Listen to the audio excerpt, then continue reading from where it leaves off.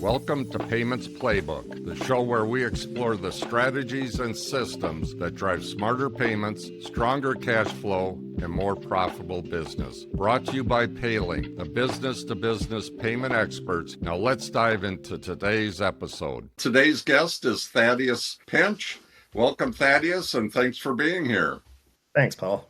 Why don't you give a little background of yourself and Printing Solutions? I've been in printing my whole life, third generation. Worked at a family company till I was 20, then worked in some larger businesses. Left print manufacturing to get into software engineering, then had an opportunity to come back into print as an engineer for software. I took that at Printing Solutions back in 2020, and we moved into the CTO role. That was a phenomenal opportunity. And regarding Printing Solutions, you recently had an acquisition, is that correct? We were acquired by a larger company in the Tempe, Phoenix area, O'Neill.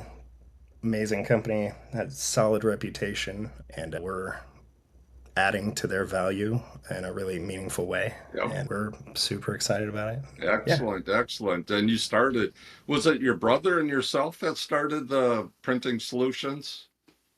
It was, my brother is the founder. It was in his garage, and then he brought me on early on. I did production management for him, which early on means I'm doing everything in the back. And then, yeah, I left Printing Solutions in about 2017, got into tech, and then came back. Very cool.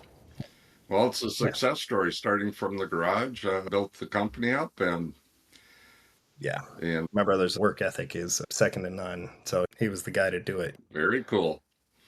Very cool. So I guess one of the questions I have, since you're in the CTO of it, with its acquisitions, what have been some of the successes or challenges with the acquisition in regards to the tech stack? As far as the tech stack, there are a lot of, as with any merger, there's going to be systems that aren't necessarily designed to integrate or play well together. Right. So from my standpoint, there's been a lot of coming up with creative ways to integrate systems that don't want to talk to each other. And each and every department is going to have, from accounting to sales, there's different systems at each one. So being able to kind of choose which one and then migrate information in either an unorthodox way or in a way that is standard. Yeah, I've had to do it all, and it's been great. You know, there's challenges, but there's almost always a software solution to any data challenge. So, Right. you know, Yeah. as long as you have the ability to go into whatever layer, you know, whether if it's even just kind of a top level web hack that you just scrape some data, Yep. populated database, Yep. and then import it. And I think a lot of other companies that don't necessarily have a developer on staff, that's going to cost a lot to bring in people who think like that and then aren't a part of your organization already. Right. But yeah, there's really been, you know, there's hiccups, but they're all getting resolved. Oh, yeah. With technologies, there's always challenges, but you just got to address them as they come up. And what ERP system did you settle on for the most part? We are using Monarch, and it is EPS is pretty much the biggest player in the game. Yep. For ERPs for print manufacturing, and yeah, they just got a lot of different tools, and they're always growing and expanding their offerings and making it more current, upgrading everything.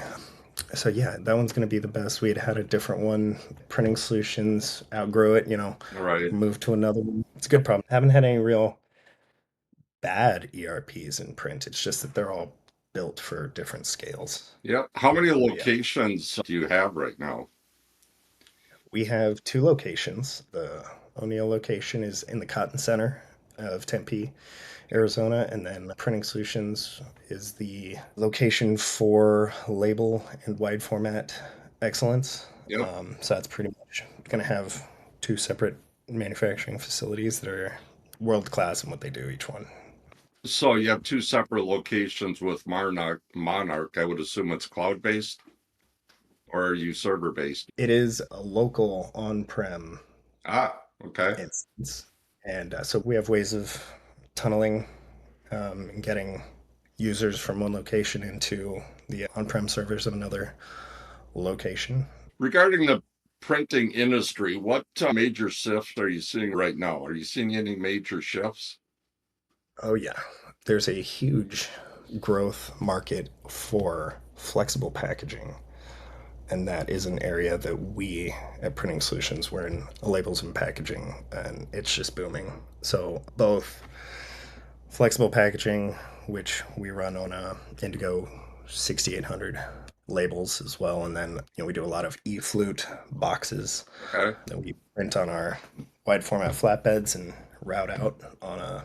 We've got a few routers, nice multicam and whatnot. And yeah, it's been an absolute boom.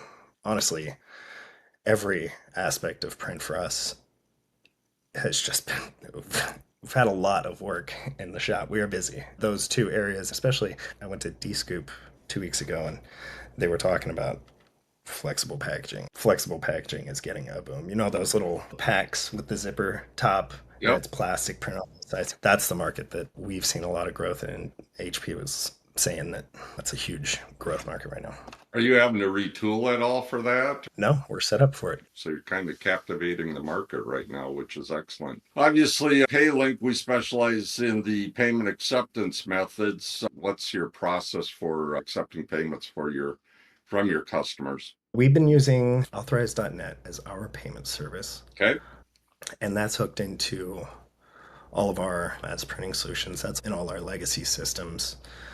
I believe we're moving to Stripe out of convenience. They're pretty ubiquitous. They've got good systems, solid uptime. Well, the thing is, Stripe, what they've done a very good job on, and what they do is make it very easy to integrate.